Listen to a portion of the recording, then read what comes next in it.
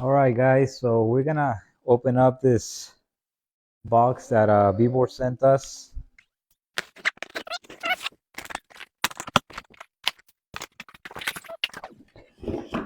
All right, we have a little chainsaw.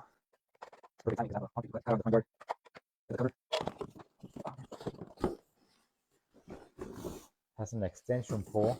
I don't know how far it goes, but maybe around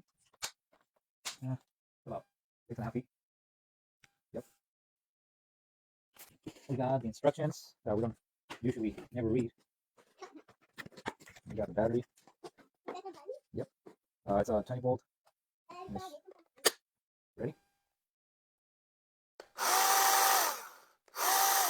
Nice. All right, now we're gonna try something else. Okay, so this thing comes off from here. You attach it to this. Put this up here. There you go. Now, carefully. And we'll try it out in a few days. See how it works.